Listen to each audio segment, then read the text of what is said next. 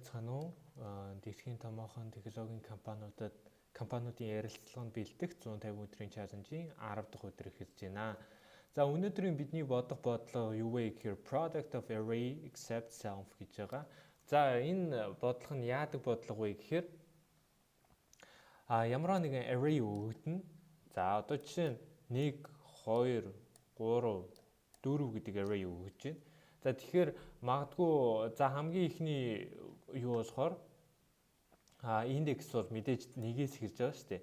За тэгэнгүүт энэ дээр бид нэр дахиад шинэ array үүсгээд тэр array дээр юу хадгалах хэрэгтэй вэ гэвэл 2 3 4-ийн үр журийг нь хадгалах хэрэгтэй байх нь. За тэгэхээр энэ нэгийн position дээр нэгийн энэ байран дээр нь бид нэр 24 гэдэг тоог хадгалах нь. За дараа нь дахиад шилжтэй баруун тишгээ явсаа 2 дээр ирлээ. Тэгэнгүүт 2 дээр юу гарч ирж байгаа нэхээр 1 3 4-ийн үр журийг нь бид нэр юу яаж хадгалах нь байна. За 12 гэдэг тоо байгаа. За дараа нь 3 дээр ирлээ. Тэгэнгүүт 1 2-ын үр жур 2 тэгээд 4-тэй нийлээд 8 гэдэг тоог хадгалах нь байна. За 4 дээр ирлээ бид нэр 6 гэдэг тоог хадгалах нь байна. За ерөнхийдөө бол бид нарыг ийм хий гэдэг байгаа. За ингээд харахад бол энэ бодлого амархан юм шиг харагдаж байгаа. Гэтээ биднээс юу асуусан бэ гэхээр O of n буюу шугамн одоо хурдтайгаар ажиллах боломжтой юм уу гэж асуусан байгаа. За тэгэхээр энийг яаж бид нар O of n дээр хийж чадах юм бэ? Ийм хурдтайгаар бид нар хийж чадах юм бэ гэдгийг хэдүүл авч үзье. За тэгэхээр бид нар энэ бодлогыг яаж бодож усах юм бэ? Хэдүүл бодлогоо бол ойлгоцсон, тийм учраас хэдүүл яаж бодож усах юм бэ гэдгийг харъя. За тэгэхээр хэдүүлээ яах вэ гэхээр 1 2 3 4 гэдэг ийм array байна. За энэ array-аас хэдүүлээ юу авах юм бэ гэхээр явъя. Хэдүүлээ одоо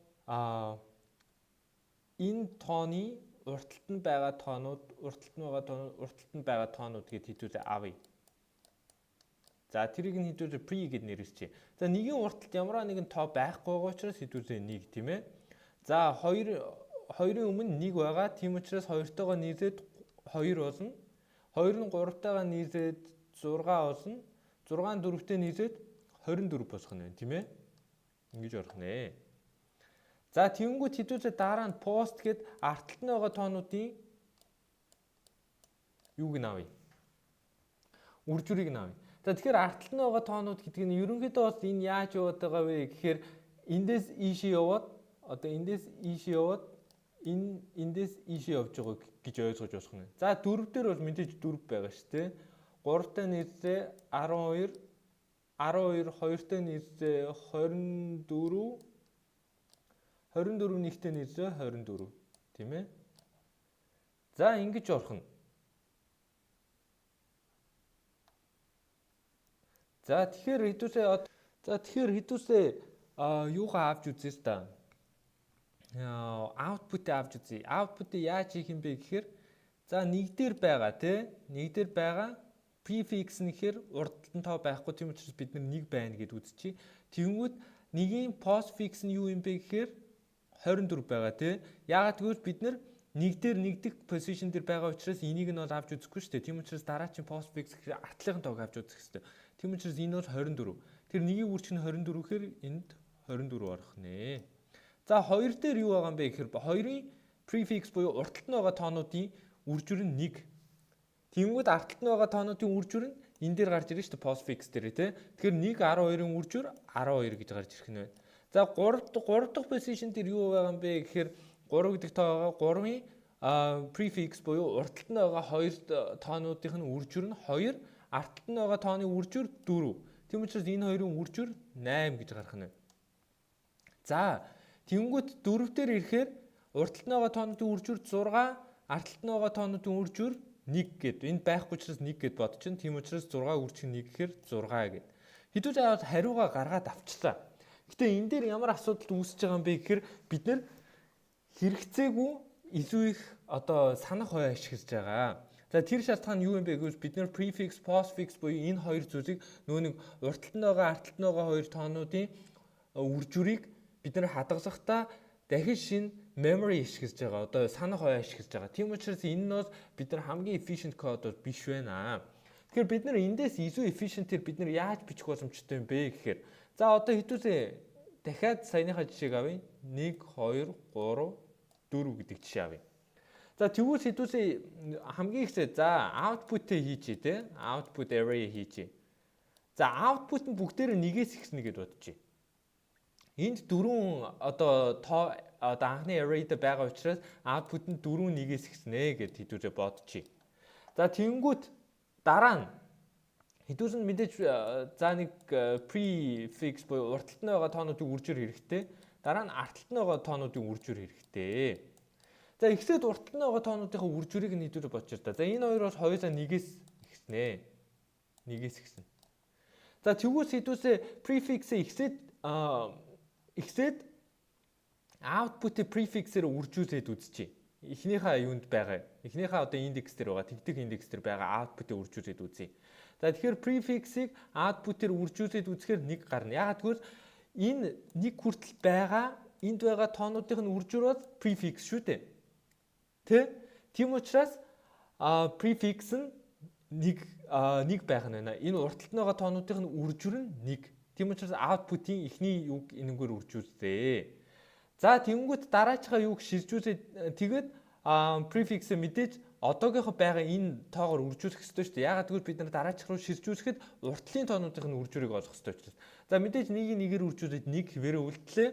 За 2 руу шилжлээ. 2 дахь position руу. Тэгэхээр энэ одоо солигдно гэсэн үг шүү дээ. Тэгэхээр output-ыг 2-ын уртталт байгаа тоонуудын үржир гэхээр хэд байгаа юм бэ гэхээр 1 байгаа. За нэгээрээ үлдлээ.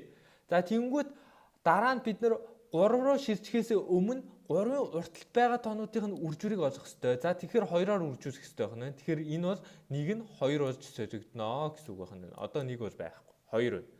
За тэгэнгүүт 3 дахь position руу шилжлээ. Тэгэхээр энэ хэсэг солигдно гэсэн үг. Тэгэхээр 3-аас өмнө байгаа тоонуудын үржир нь хэд юм бэ гэхээр 2 байна. Тийм учраас энэ бол дахиад 2 болж солигдох нь байна. За хамгийн ихсээд бид нэр уртталт нь байгаа тоонуудын үржирийг хийх нь шүү дээ. За дараа нь яах юм бэ гэхээр за мэдээж 4 рүү шилжихээс өмнө бид нэр 4-ийн уртталт байгаа тоонуудын үржирийг нэгтлээд олох хэрэгтэй байна. За тэрийг яаж олох вэ гэхээр мэдээж 3-ыгаа 2-ороо үржүүлчихнэ. За тэгжиж энэ 4-ийн уртталт байгаа тоонуудын үржир нь гарч ирж байгаа шүү дээ. Тэгэхээр 6. Тэгэхээр prefix нь 6 байна. За тэгэхээр 4 дахь position дээр ирлээ мэдээж output-ийг сольно. За 6 олсон гэж мэдээж сольно. Яагаад гэвэл уртталт нь байгаа 4-өөс уртталт байгаа тоонуудын үржир нь 6-тай тэнцүү байна. За дараа нь хэдүүл postfix рүүгээ оръё.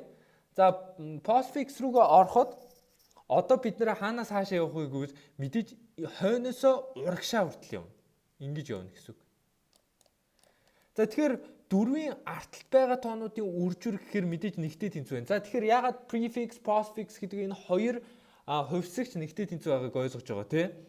Ягаад гэвэл 4-ийн урттал ямар нэгэн тоо байхгүй, 1-ийн урттал ямар нэгэн тоо байхгүй. Тэр 4-ийн хойно байгаа тоонуудын үржир нь 1 гэд бид нар үзчихэж байна гэсэн. За тэгэхээр мэдээж 4 дахь position дээр байгаа энэ output-ийн одоо postfix-ээр нь үржүүлэн тэгэхээр 1 гарна.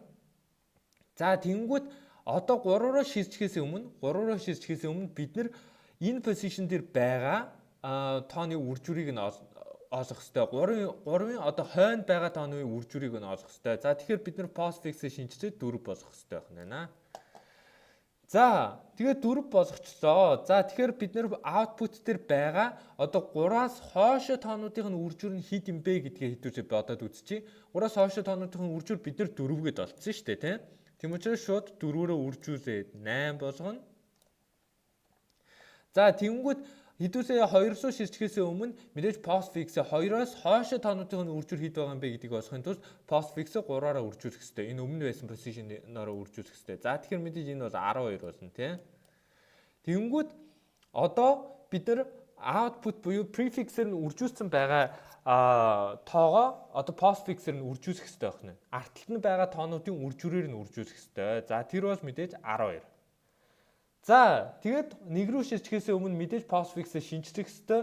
Яг тэгвэл 1-ээс хойшоо байгаа тоонуудын үржирийг нь олохын тулд бид нэр тийм үйлдэлийг хийх хэрэгтэй. За тэгэхээр мэдээж тэр бол 24 болно тий.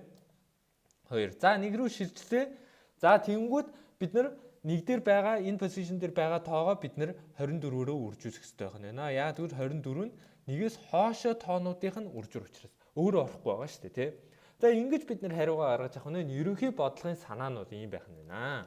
За хэдүүлээ саяны гаргасан санаагаа одоо кодчдээ. За кодчж бичгэд мэдээж биднэрт одоо ямар нэг үр дүнгээ хадгалах тийм array-ууд хэрэгтэй. За тэр array нь яг бидний ярьсанчсан юутайгаа ижилхэн байна. Size-ийнхаа хувьд бол өгөгдсөн array-тайгаа ижилхэн байна. Тэгээ бүгд нэгээс ихсэн тий. За тэгэхээр энэ бол нөгөө dynamic array хийж байхад одоо vector-ыг хийж байхад бид нэр size-ыг нь өмнө бичээд артталт нь 1 гэд биччихэнгүүт тэр дотор байгаа тэр array дотор байгаа бүх одоо гишүүн болгоно нэгтэй тэнцүү болдог. За тэр уртталт нь байгаа тоос хэдэн тоо байгаа юм бэ гэдгийг нь зааж өгдөг. За бид нэр ихсээд мэдээж prefix-ээс ихсэн. За prefix буюу одоо уртталт нь байгаа тоонуудын үржүр гэсэн үг шүү дээ, тий. За тиймүүд бид нэр юуна тгээсээ ихэрж явсоо. Эхлээд бид нэр resource дотор байгаа тоогоо тухайн тооны өмнө байсан тоогоор нь үржүүлнэ гэж ойлгож босох нь байна. За тэгэхээр энэ бид нэр яах вэ гэхээр prefix-ээр нь үржүүлнэ гэсэн үг шүү дээ. Тэгээд дараа нь prefix-ийг бид нэр дараачийн тоо руу шилжихээс өмнө шинжлэх ёстой. За энэ үйлдэл нь юу хийгээд байгаа юм бэ гэхээр үндсэндээ бас за энэ дээр харуулъя. За 1 2 3 4 байлаа гэж бодъё. За тэгэхээр бидний одоо loop энэ дээр ирсэн гэж хэдүүлээ бодъё. Тэнгүүд юу гэсэн үг вэ гэвэл тэр resource-ыг prefix-ээр үржүүлж байгаа үйлдэл нь энэ хоёр тооны үржүүрээр resource-ыг үржүүлж байгаа гэж ойлгож байна. За тэгэхээр resource нь бас ерөнхийдөө бас x-д бас 1 гэсэн array байгаа шүү дээ, тий.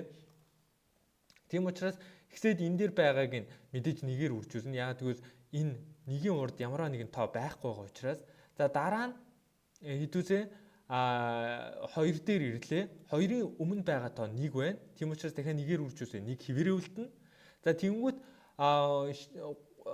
одоо нөгөө prefix нь шинжлэхдээ 2 болсон гэсэн үг шүү дээ. 2-оор үржигдээд. Тэнгүүт 3 дээр ирлээ. За тэнгүүт 3 дээр энэ 2 тооны үржүүрээр 3-аас өмнө байгаа 2 тооны үржүүрээр үржигдээд 2-тэй тэнцүү болно. За энэ дээр бас 6-тай тэнцүү болох нь байна тий. За тэгэхээр энэ үйлдэлийг бид нэр одоо хийж байгаа гэсэн үг байна. За дараа нь хэдүүлээ postfix тий одоо артталт нь байгаа. Тухайн яг тооны артталт нь байгаа тоонуудын үржүүрээр нь хэдүүлээ үржүүлж үзье. Тэр нь энэ бас хойноос явна шүү дээ тий. Хойноос явна гэж хэдүүлээ ярьсан. За